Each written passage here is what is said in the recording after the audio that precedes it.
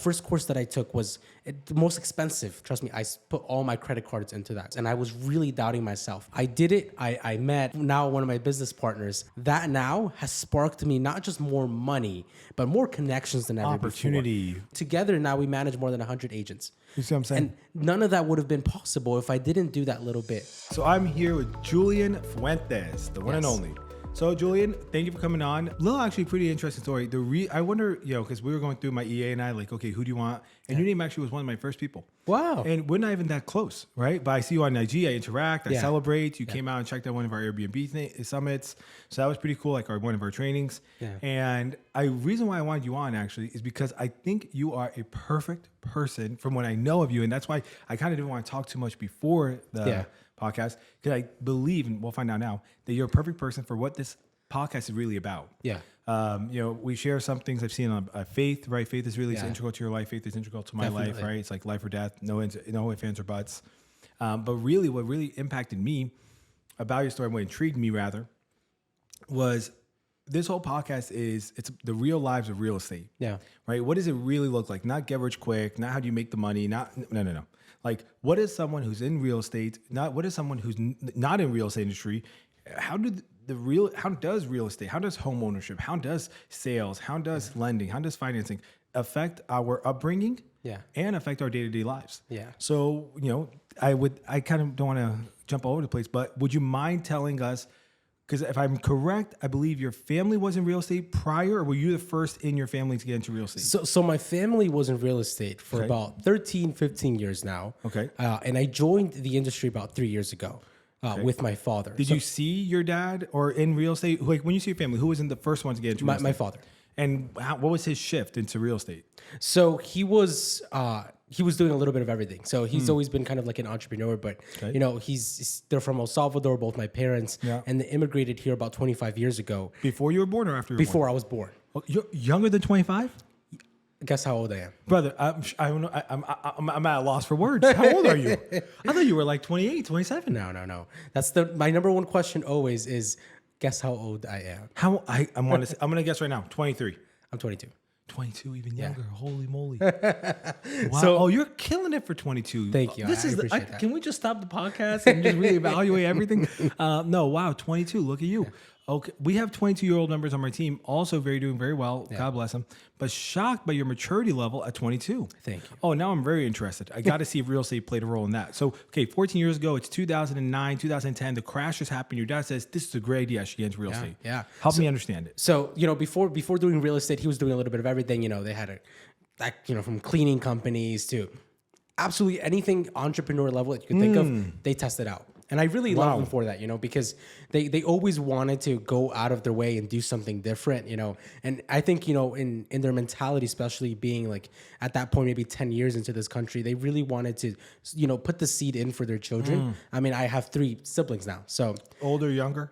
I'm the oldest. So I'm the oldest of 4. What an incredible story. I'm followed by Ben. He's 21. He's my lender. He's my marketing guy. He does everything for me. Then I got 2 younger siblings as well. And I think, the number one thing for him is he started in real estate because of short sales. And that's really what he mastered at first. He was working out of a boutique brokerage. And then after that, boutique brokerage unfortunately had to close. The market crashed and everything happened. And he actually got into real estate right in 2008. So it was so really pretty 15, 16 years ago he was in. Okay, wow. So, he also had to adapt to what needed to be done. How did you see that, growing up? Were you aware of that? Because obviously, like you're talking about from a 22-year-old, 23-year-old real estate professional, you're saying terms even that the market crash, short sale, people don't know that, right? Yeah. So when you're 8 years old, 7 years old, 6 years old, do you remember your dad getting into real estate?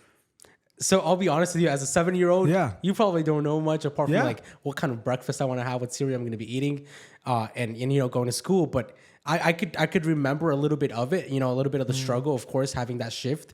You're starting a new career. That's one, and then 2, you're starting it at the worst moment at that point. But I got 100%. It's definitely not ideal. Your dad's a savage. I love it. So where were you at this time when your dad made this shift into real estate? So we were based out of Elizabeth. We've always been there. So you were living in Elizabeth when your dad said, I'm going to be in real estate. Yeah. Okay.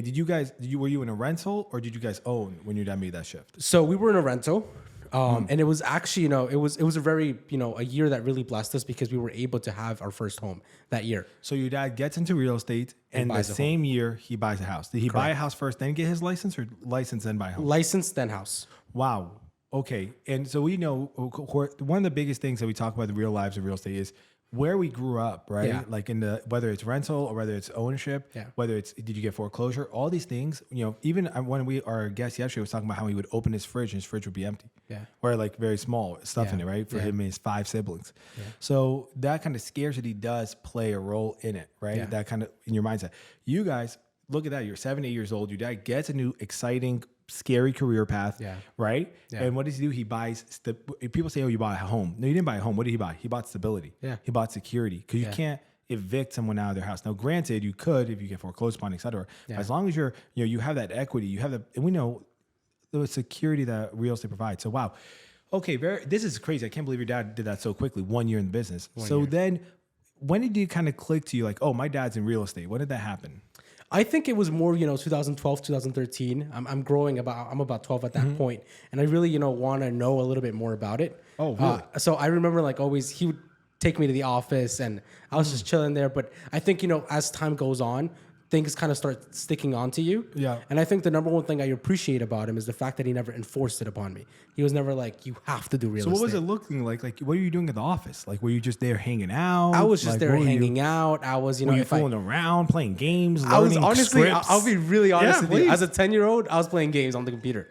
And I was just like, and he would tell me like, oh, you do this, do that for me. I was like, yeah, I'll do it later on. And I wasn't really doing anything. But I think it kind of stuck to me that I saw his hard effort. Obviously at the beginning of his career, he was a showing agent for most of the time. And I think going out and meeting his clients was also pretty big. Were you there with him when he would meet clients? Yeah, I actually was. So you're absorbing all this on a subconscious level. This is like osmosis. You're boom. Yeah. How do you feel like that kind of experience, very few people have that. How do you feel like that kind of experience impacts you today? I think some of the stories that he, went through and that I was actually a part of when I was very young actually impact me more now and in why I treat the business the way I do. Okay. In what way would you say you being in the office so young on, so early, not even an intern, you were just like a sponge. Yeah. You don't even know it, right? At the time you was playing your game, but it's the background, right? Yeah. Right? Yeah. It's a subconscious, the osmosis, these core memories.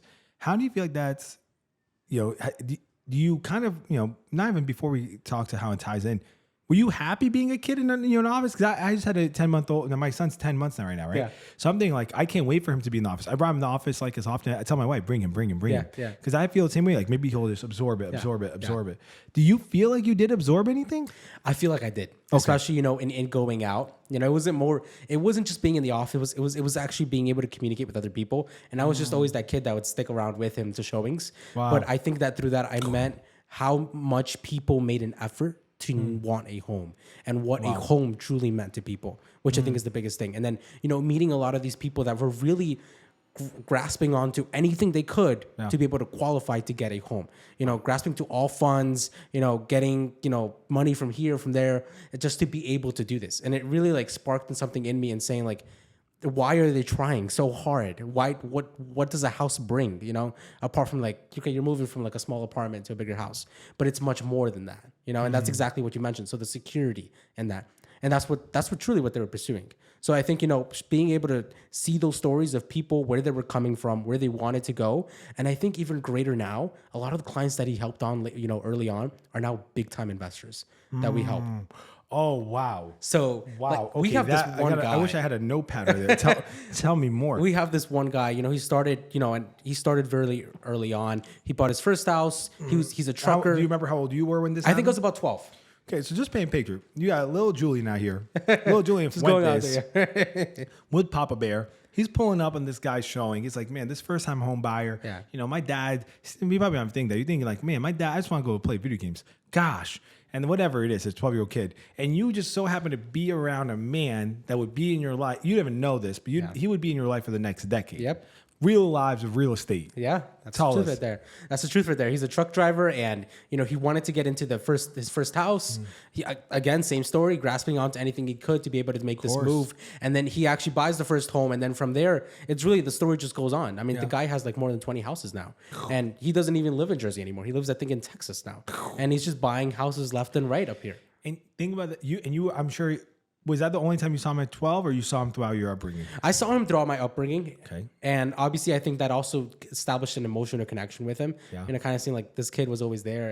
And I think that's very beautiful to see, honestly. Oh my gosh, this is incredible. This is why I knew you were the right person for the gift, for the pod. So listen, not only that, do you see like from you, as we talk about like how real estate has shaped your life, you grew up in constantly seeing opportunity.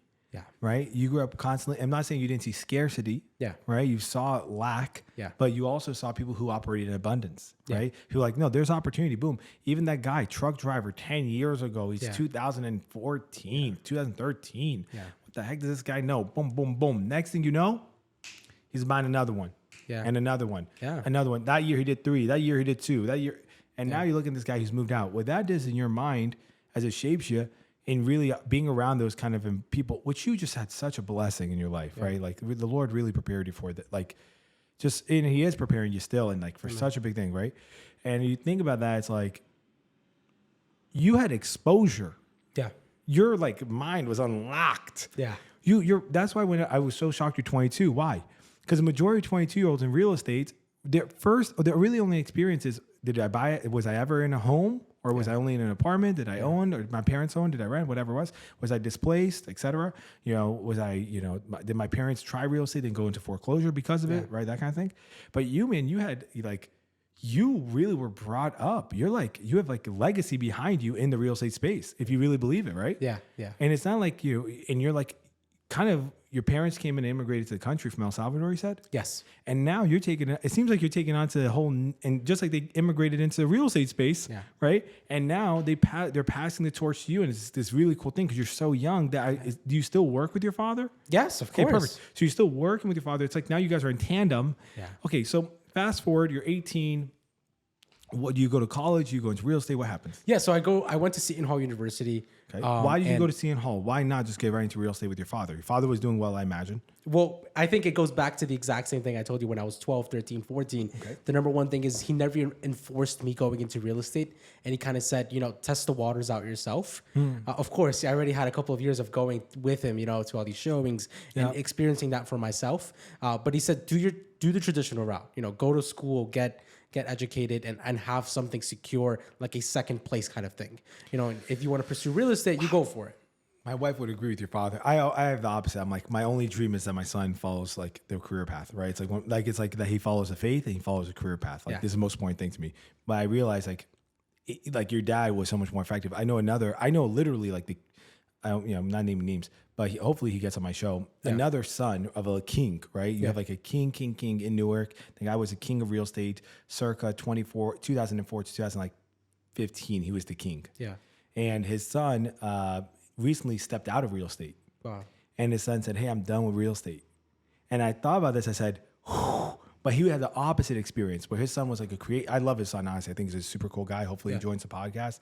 But he was like, he's a guitarist, amazing man, super, super like love, creative, etc. And his dad was like, you gotta stay in real estate. Go. Yeah. This is for you. Be on the path. This is your opportunity. You can do your thing on the side. That was my perspective. I'm sure there was a lot of difference, right? And his dad's a phenomenal business leader, etc. But he pushed. Yeah. So and now his son did what? Deuces. Yeah. And his dad's about to retire. Yeah. And now the business is like, well, who's going to hand off? Yeah. Whereas your dad was like, listen, I bless you. I support you. Go out into the world, be your own man. Yeah. And what'd you do? You came back. Wow. And I think that's so tough. It is extremely tough. Gosh. But I think that's what I most appreciate, And I think even, like you were mentioning about having children. I'm 22. I'm not thinking about having children yet. But when I do, come on. I want to make sure that I give them that freedom, because I think in giving them that freedom, they'll truly be able to appreciate how I did, the value in that. And kind of being, because my thing was like, wait, hold up. He works in real estate. Yeah. It was going pretty good for him. Yeah. And I was like, why is he telling me to go and do the regular stuff? And I was like, okay, now I'm interested. What is he doing? And then, testing out those waters. And I think that's really what brought me back. And now, like you said, it's instrumental. We're in a time that's changing. Yeah. And, the younger minds are super important because the technology is, especially with real estate, it goes almost hand in hand. Yeah. Yeah. Not only that, it's like, I don't know about how you feel. Like I've been in real estate since 2017. Okay. And I've seen tech, like when I first started dialing, I was manually dialing. Yeah. You know what I mean? Like page, I would flip a page. Excuse me. I would flip a page to dial, I would flip a page dial, flip page dial. Now we have dialers, right? Yeah. Right now we're looking at AI cold callers. Yeah. Like literally we're looking at AI. They're not for us right now. They're not quite there. Like the tech's not there yet. But like how much longer do you think it takes before an AI can cold call better than you can? Yep. Honestly. Yeah. Like, let's just be real. Like maybe a year, 2? Yeah. I would say about a year, honestly. Yeah, honestly, I would say maybe less. I wouldn't be surprised if it was like now. They didn't release the edition yet, right? Yeah. But my point is that like like in our generation, tech, we're so blessed to be like fast in tech. And you're even younger than me. You're 7 years younger. Yeah. I'm 29. So, but no, even since then, 2017, I've seen tech just blow up. It's on a whole other level. And the importance of it is just, so fundamental now. Yeah. And having success, especially in a business like this. Because it makes our lives easier, one, but two, it also helps us be a little bit more efficient in what we do. Do you know the CEO of JP Morgan, he said that AI, like this whole AI wave right now is really what he believes is going to be lead us to a 3.5 day work week in the near future. Wow. 3.5 day work week. Wow. Why? And there's another thing, by 2030, it's like, 60% of jobs in America will be taken out, whatever, right? Yeah. So you see, like, but the reality is it's like low skilled labor, right? Yeah. Like, and even like, honestly, medium level intellect is not really needed. Yeah. And the reality is you just need better, more creative work, more high skilled labor, like, and that's your talent and your skill has to meet the market. Same thing, right? But okay, so your dad doesn't push you go to Seton Hall. The question is why? I think why Seton Hall? Why not, out of state? Why not Rutgers? Seton Hall, because I feel like at the end of the day, I did want to stay close to home. Elizabeth, right? I'm sorry? Elizabeth? No, that's South Orange. No, I'm saying, South Elizabeth, Orange. Yes. Well, I feel like Seton Hall is more Newark than South Orange, if I'm going to be honest. It's right on the border. It's right literally so close. People always say, oh, you go to school in Newark. I went to South Orange. I'm like, all right. You're right. You're in Newark, dude. Literally, like, there's no gates protecting you, or shielding you. No, you're one and the same. Yeah. But I'm just... whatever, but you had Keene right there, right? Or Keene. How do you say it? Can you teach us? Are you sure? I think. Okay. I can't say for sure because I go through the same struggle myself. I keep saying it the wrong way, no matter what I say. I actually live like 4 blocks away from Keene. Oh, so you live in a great section of Elizabeth? Yeah, that's I believe Elmora section. Elmora Hills, yeah, that's correct. Yeah, that's correct. Beautiful. Yeah, so it's. I went to school because I wanted to just get myself out there. And I actually think it helped a lot. I joined a lot of organizations that, I'll tell you this. Growing up, I was the shyest kid you could ever imagine. Which is it's really odd to a lot of people now. Yeah. But I think even, going into high school and even going into college a little bit, I was still pretty shy. I wasn't really talking much. I wasn't all about connecting with other people. And I think college changed that for me a little bit because it really... First, I felt like I didn't know anything. And when I got there and I started talking about what I knew, people were like, yo, you know like a lot. Like, you want to like talk about it? You want to go out there and like speak to other people about it? And what were you talking about? Mostly about real estate and marketing. So you're telling me 18-year-olds in college, real estate, how does it impact your life? It actually helps you become more of a social person because now you have something you're confident about that the world deems a value that you get to share. Yeah. And people respect the value and they cherish you and they celebrate you. Yeah, and imagine you're in a space where you're filled with a lot of people that are doing 4 years in college and then going straight to labor, right? Yeah. And they're probably going to do that for the next 30 years in their lives. 40. But they want 40. And they want some financial freedom, but they know it's going to be hard with the type of job they're going for. And so when you talk to them about real estate, it really sparks something in them. And even now, a lot of the people that we're helping are people that I knew from college. Like right now, I'm helping one of my friends from college. He just graduated. He's going to work at Google, and he's buying his first 4 family in Elizabeth. Come on. That's crazy. But they got exposed to it. But from who? From me. Real lives of real estate. Once again, you know what I'm saying? And that's the thing. Your dad, when he was showing you the place at 13, he never thought that real estate would be something that would not only be a resource, a knowledge, a skill set, right? An opportunity, actually, a value value, essentially like, a trigger there. Boom. Yeah. Never thought about that. Yeah. But now you're here over here in college. It's helping you become popular, helping you gain confidence in a very pivotal time in a young man's life. Right. Super pivotal. Right. You're out in the world on your own, etc. So now, when did you end up graduating from Seton, or you didn't end up finishing? Did you graduate? I'm on my 4th year right now. You're not still in school. Yeah, I do very low credits, but can we zoom in on this man's face? How is this guy? How are you? You're still in school. Yeah. What are you doing still in school?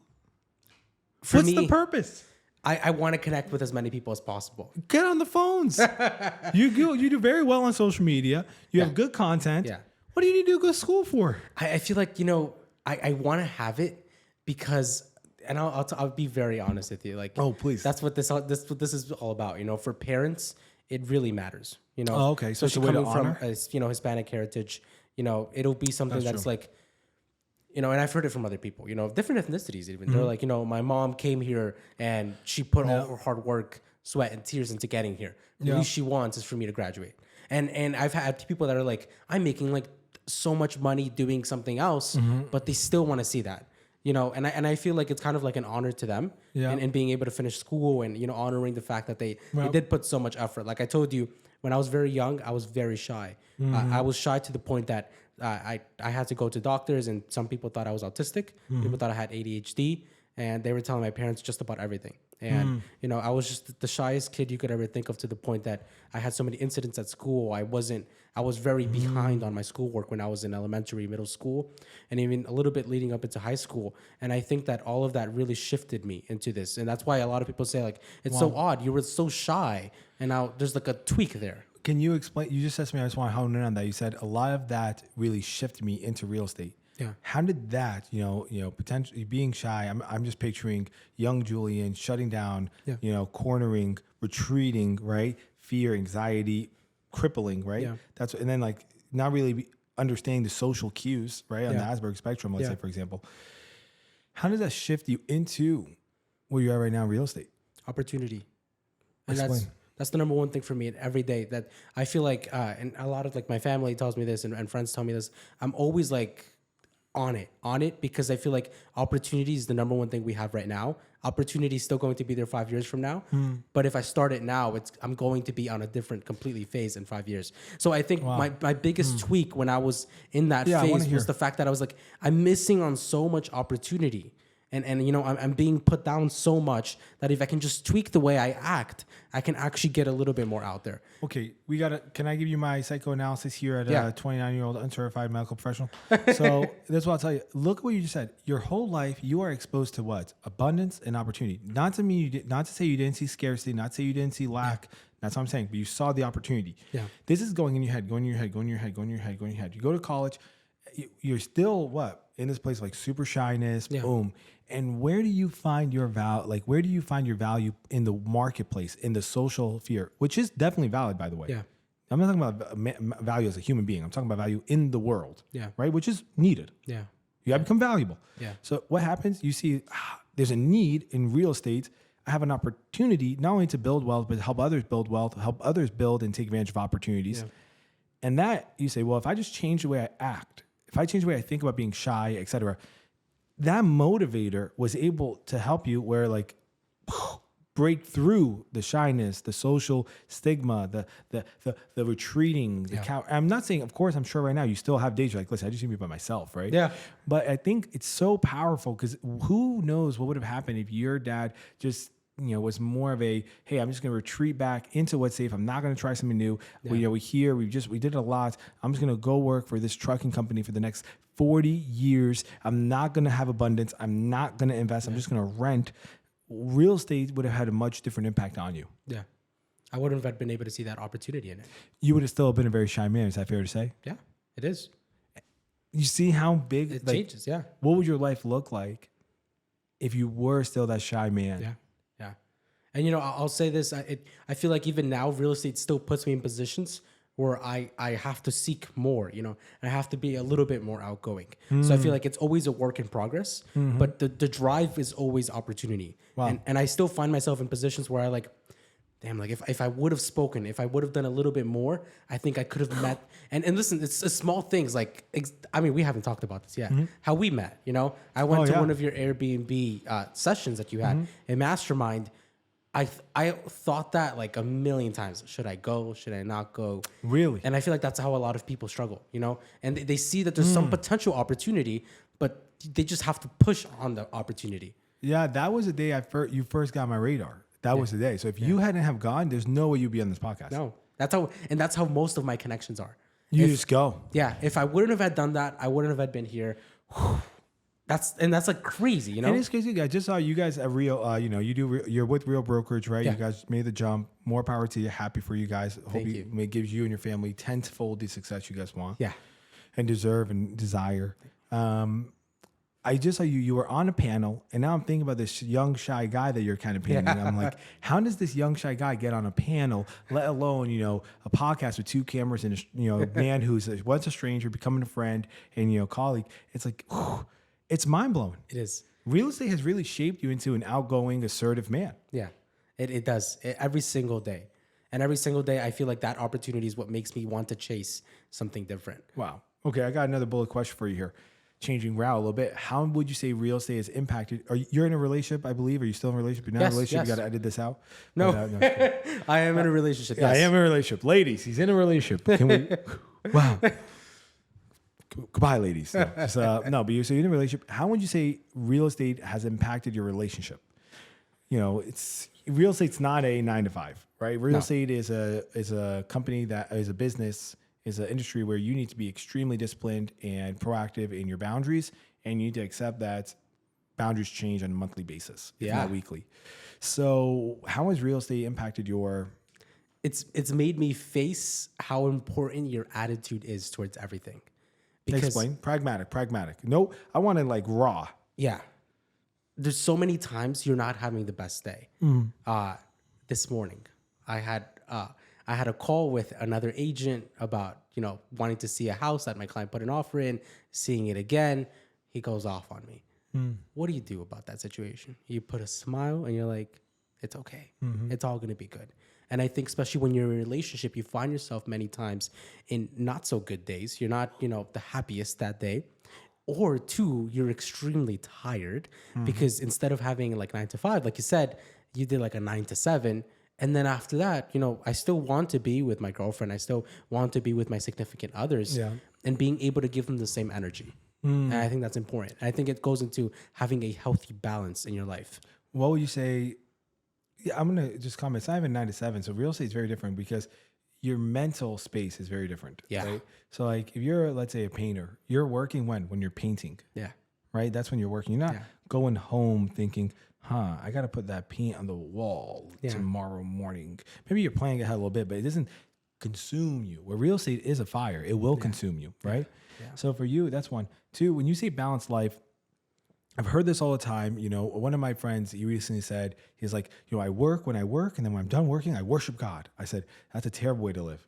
I'm like, it's like your work is your worship, right? Yeah. So what does, I'm trying to live balance, Brennan. I said, okay, well, what does balance look like for you in your work with your relationship? I'm the same person always. So, but I'm talking about balance. I'm like, do you work when you're with your, and it's okay if you do, it's not like a right or wrong answer. We want real, right? Yeah. So like, do you pick up that call when you're with your girlfriend? So I'll tell you this. Yes, I'll take the calls when I'm with my girlfriend now, because I one of the biggest things for me that I always tell her, I tell my parents is now I can't take the luxury of saying I'm not going to take calls after 5. I'm 22. I have a long way to go. When I get to 30, maybe I won't take calls after 5 p.m. or 7 p.m. But right now, I want to do the most and take all the juice out of the opportunity. But I think also what has helped me is in that healthy balance is being able to speak to them about work. So instead of like, okay, now we're together, we're going to talk about something completely different. I'll address like, hey, I had these struggles with work today, or like, this is what's going on and that's what's going on. And one of the things that I think also sparked that healthy relationship as well is the fact that for the first 3-4 years of our relationship, she worked with me. Like, you guys have been dating for a while. I did not know we're going, I think almost, please cut this out. Because I said I think almost 5 years. Okay, we're gonna bang it. Let's just say 6 for good luck. So for the majority of our relationship, she worked hand in hand with me on the marketing side, and she was always there for like showings or listing appointments. She was always. She would go to listing appointments with you. Yeah. So she understands. This woman is like, I'll tell you this. People always think that I have like a very serious face, but when they see her, they like open themselves up. Wow. We were at this listing appointment about like 2 years ago. This was like 2 years ago, and this lady, she was Portuguese. She was very like strict. Like just tell me what you want. When she saw her face, she started to tell her all about her life. She was like, I have 5 children. They're doing this, they're doing that. Here are my struggles. So I think that's healthy, but that's a whole other story. I think that the fact that she worked with me also helped her understand what the struggle is. Is she still working with you now? No, she's not. What led to that? I'm very young and we have very big goals. I think it's very important that in something that, a changing market, this is also being very real, is it's important to have at least one person on a stable income. I agree.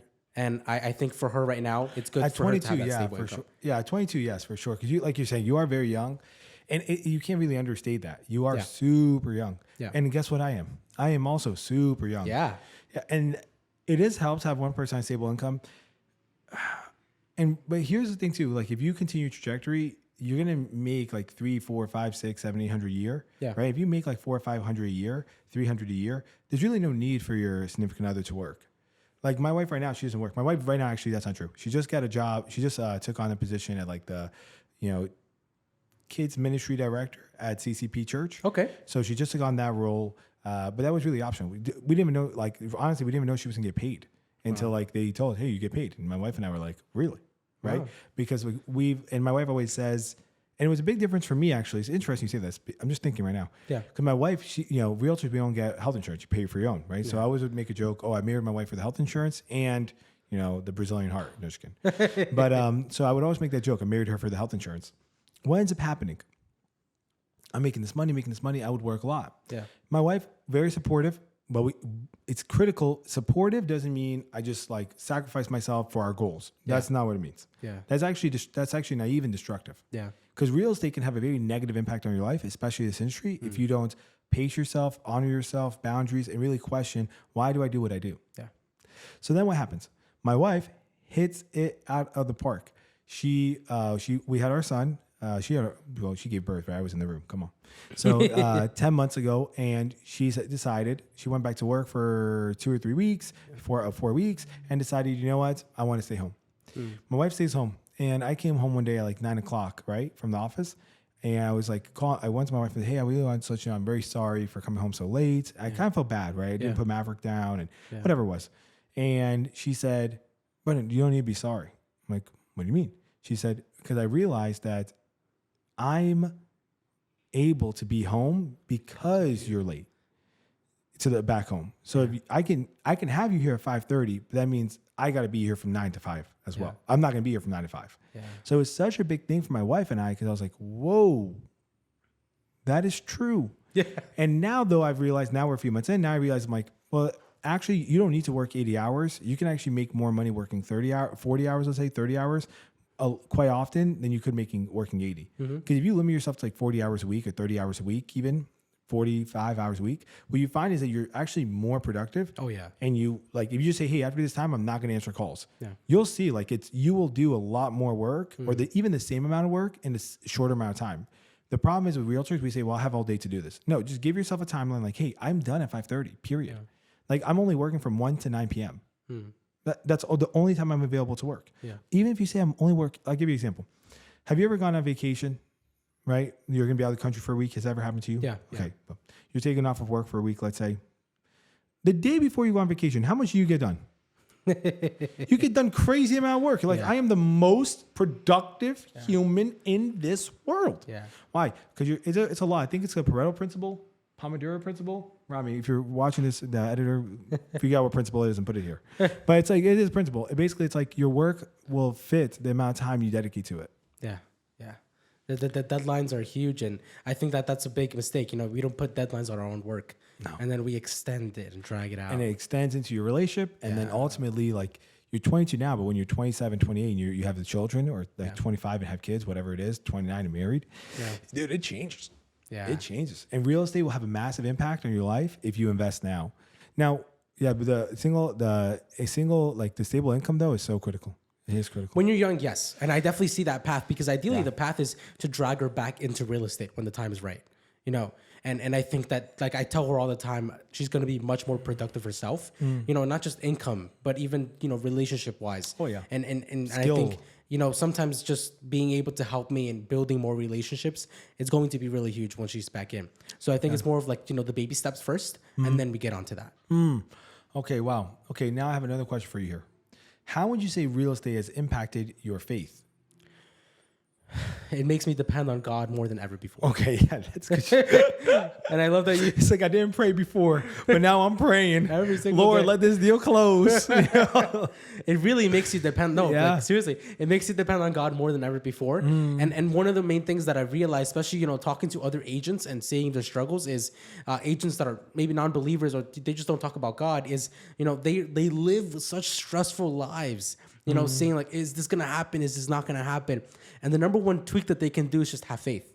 And if you have faith, it's kind of like letting go of those things and leaving it to God. Yeah, it's like the serenity prayer, right? Yeah. Like, help me discern the difference of what I can control and what I can't control. Yeah. Yeah, that's huge. And look, I'm a person of faith, and it is intrinsic to my life and all I do. Yeah. At the same time, what I've realized, like, even though I have faith, I also live so stressed. Yeah. Right? Like, I also get like immense stress. You can ask anyone on my team, my wife, everything. But I think ultimately what stress comes from, how stress is very good. It can be good stress, bad stress, right? Yeah. How you respond to stress is what's critical. For me, what I've seen, let me know if you would agree, Julian, is I get most stressed because I feel as though I'm not in control. Man's like salvation, like, hey, here's how we're going to survive, is being in control. Yeah. When I'm not in control, I don't feel safe. Yeah. Safe about what? Because if I'm not in control, I could lose this. Yeah. Lose what? Lose the success. I could be exposed. I could be rejected. I could lose value in society, which makes me lose value in myself. So faith to me, like the faith aspect in the relationship with the Lord through Christ, it's more than just like, well, I know God's going to get me through. I don't believe like that. I believe God could let you die and suffer a terrible, painful death. That is fact, right? Like you can follow the Lord your whole life and you could end up a dead, suffering man. And that's truth. Yes. With that, and it's wonderful. Yeah. God bless you. And God bless God. Yeah. With that being said, for me, it's like the idea of where your value comes from, where your identity comes from. Yeah. Like, and this is from Brene Brown. She says, I have her book here actually. She says like when you realize that your value and your identity and your lovability is a birthright, it frees you to pretty much do anything. Yeah. Because from that place, you're able to not look at things binary, good or bad. Am I going to make it? Not going to make it. Yeah. But you understand there's a range, and then allows you to be vulnerable. Yeah. And when you're vulnerable, you get to experience things like joy. Yeah. You get to experience authentic relationship. Yeah. You get to actually lead with vulnerability, which is it's the most courageous thing you can do. Yeah. Hey team, I am figuring this out. Yeah. Hey team, I made a mistake actually. Yeah. And you're able to say you made a mistake. Why? Because it's not that control stress of I need to figure this out. Because if I don't figure this out, they're going to know I'm a fake. Yeah. They're going to know I am that little kid who never got loved, right? All that stuff. Yeah. And I'm not trying to be too deep, but that is how real estate really impacts a lot of our lives as industry professionals. Yeah. I talk about this all the time. The most successful, short of like, it was a little different because you had like the legacy that blessed you, right? Mm-hmm. And I do think so you had the legacy who blessed you up, right? And then you took it to a whole new level, right? You multiplied. Yeah. And that's something to be super proud of. But I realize a lot of times when you have people like myself who came from nothing, like in terms of we never exposed to real estate, very poor, displaced multiple times, and moved like 13 times. And by the time I was 10 years old, right? Yeah. It's horrible. And my parents, they did the best they could. God bless, right? But at the same time, like we deserved better. Yeah. From there, I have a theory that pretty much, I would say 9 out of 10 people who are very young men, 27, 28, 29, 30, 31, 32, 33, who've amassed wealth or, really driven. Yeah. They're usually not 9 out of 10 aren't driven for purely healthy purposes. There's a lot of trauma and a lot of fear they're covering through their achievements. Yeah. A lot. And we know this from the faith, right? Yeah. That's one of the masks, right? The fig leaf. Adam was naked. What did he do? He hid. Yeah. So I see that a lot at a time. And I think, why is that all important? Because real estate, although it can empower you for wealth, it can empower you to create opportunity for others. It can give you stability and security. It can really be such a vehicle for just gospel and all this cool stuff. Yeah. At the same time, this thing can be a drug, man. Yeah. It can be a drug. Not just like a big check can make you feel like you're a king. Yeah. Right? A big check can make you feel like I don't need faith. I don't need God. I got it. Yeah. But reality, pride cometh before the fall, man. And I've had those months, right? Where you're negative and you're like, I was just a king last month. Yeah. That's exactly what real estate does for you. Yeah. Yeah. It is, one month is good, 1 month is bad. And you'll never know. But that's why, the faith kicks in, and being able to have that sort of foundation is really important. Foundation in what would you, like foundation how? Like, of course, foundation in faith. Like, how would you say that like would help someone in real estate? It makes me not think about necessarily always failing. I think that the fact that we're always so scared of failure is what really, takes, sometimes even makes us lose motivation from doing certain things. And that's really because I've seen that also, like, especially when I was younger, the fact that there's such a high risk in things makes you not even want to try them. Yeah. But I feel like when I truly feel like, and that's what you were saying, like certain things that just come in are a birthright. And that's one of them is God's love. And, and God's love is always going to be there with you. Birthright. And the fact that God is always alongside you is an automatic guarantee that you have something extra that the people out there might not have. No, not mine. Don't. Yeah. Don't. Period. And that's pretty big. And I think huge. something else that you were mentioning is also how you look at what you're bringing in and what use you're putting to it, right? So like when you say like it's an opportunity and this is going to help my family. For me personally right now is not just being able to help my family, but also starting to stabilize myself, have a future, have, be able to have multiple homes, get married. Yeah. These are pretty big things that you need to do. And all require money. Yep, they all require money. Another big thing is also I'm a youth leader as well at my church, and with that comes that I fund the youth ministry myself. There's no, in Hispanic churches, there's no salaries for positions or anything. Yeah, if anything, instead of a salary, it's you put it. Yeah, churches, pay your people. That's my. But that's a whole other subject. Yeah, churches, pay your people. That's my advice. But yeah, no. So with it comes obviously being able to cost that, and I think I see you working with the youth, high school kids, college kids, and seeing how much depression there is in that sort of age group as well. And then, kind of being able to say like, I was part of the thing that made them happy. I was able to put maybe like my closings from this month, a portion of that into being able to get food or taking them out for an activity. It really helps. And it makes you feel better at the end of the day. I'll tell you something. Yeah. I'll tell you, wow, that's beautiful, man. It's big. There's an expression, money is only good for the good that it can do. Mm-hmm. Yeah. And if you look at like, for people in the faith who are listening to this, and maybe if you're not in the faith, but you're interested in it, realistically, in any church environment, I would say about probably, I'm going to guesstimate here, if there's 100 people on a Sunday, 15 give. Yeah. 15% of a church, give anything regularly. Yeah. So when you see that our funds, when you really, actually, I'm going to tell you right now, this is the best thing I could tell you. This is how you should really view your money. My financial advisor, his name is Scott Hosier. He really helped me a lot with this. He says, give, save, spend. You can say give, invest, save, spend, whatever. Yeah. But the idea is give, save, spend. Why? When you come from a place like I make very good money, right? I'm like 1% in all New Jersey, right? Bergen County even, whatever. Yeah. So for me, it's like the first way I look at my money is I have to give. Yeah. And people are like, well, I don't have enough money. How can I give? Giving will actually save you money. Yeah. You say, how is that? Well, Lord's going to balance you. No. I'm not even saying that. I'm saying just a basic level. Why? When you just think to yourself, well, I have these commitments. I've dedicated myself to giving. Yeah. Guess what ends up happening? Yeah. You can't waste your money on some, extra bottle out of the club. Why? Yeah. I got to give this. Yeah. Right? That's true. And I'm a giver. Yeah. I have commitments I got to give. Yeah. So that's a big thing. The second thing is when you save your money, when you first invest your money, right? For me, I'm all about investing. I think the best investment I ever make is in myself. Second is the business. Third is my properties. Yeah. Right? I'm doing 10K. I just spent 10K on a course down to go to Gary Keller's ranch, right in Texas. And I was like terrified. I was going to buy a Rolex. I was like, I really want a Rolex. I really want a Rolex. That morning, I end up getting a message on my email, and it says, hey, you've been invited, very select crowds, like 30, 40, 50 people, whatever. Yeah. $10,000, it all goes charity. And I'm like, I don't have the money for that. That's crazy. You know what's crazy is I saw that actually on your Instagram. Oh, and you saw the story. And I saw a couple of people saying like 10,000. That's crazy. Yeah, that's way too much money. But I also think about it in that sense when you say about investing in yourself. Mm-hmm. And listen, I don't have like a lot of money right now to be able to say like I'll put 10K into courses. But I feel like when I do have that sort of money and I 100% will. Because I've seen that investing in myself, even if it's very little now, with the little that I have, it really returns back. Brother, I couldn't agree. I was a fool. Yeah. I was so cheap. And the most expensive you can be in, the most expensive thing you can do in life is to be cheap. Yeah. Being cheap is very expensive. Yeah. Super expensive. Do not be cheap. Yeah.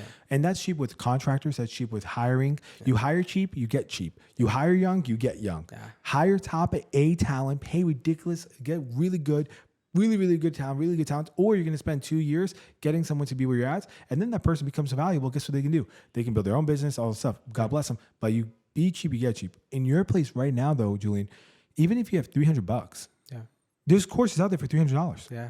Yeah. Like there's so many training courses online, $400, $500. Do it. And what I recommend people to do in real estate is verifying if there are like, with wisdom, put your back against the wall. Yeah.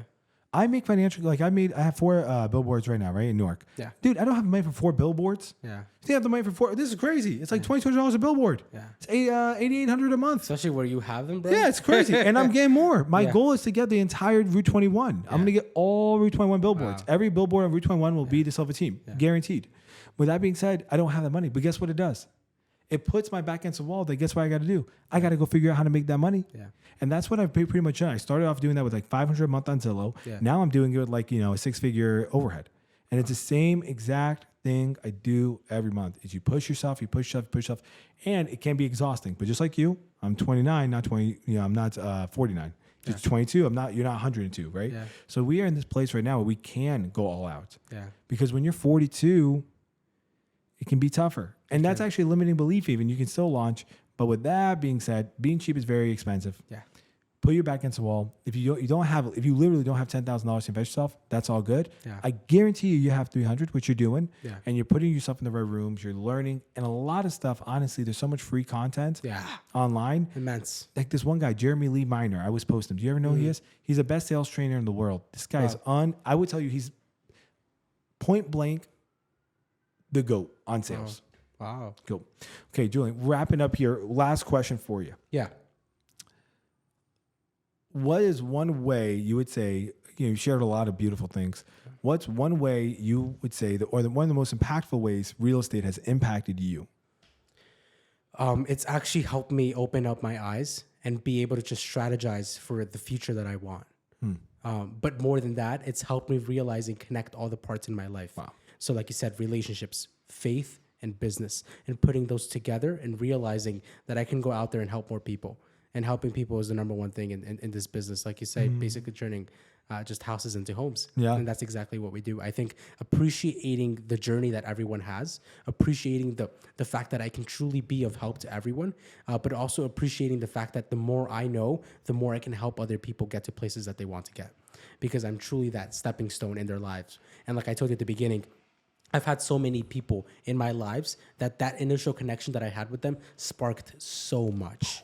And when we were talking about these courses, the first course that I took was the most expensive that I took at that age was when I was 18. I was 1 month licensed, and I spent $500 on that course.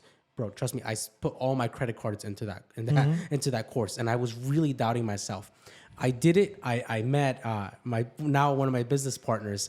I met him. I did the training session and everything. That now has sparked me not just more money, but more connections than ever opportunity, before. Now mindset, together, self-worth. Amazing. Together now we manage more than 100 agents. You see what I'm saying? And none of that would have been possible if I didn't do that little bit. So I think it also teaches me, number one is you have to start somewhere and you have to start.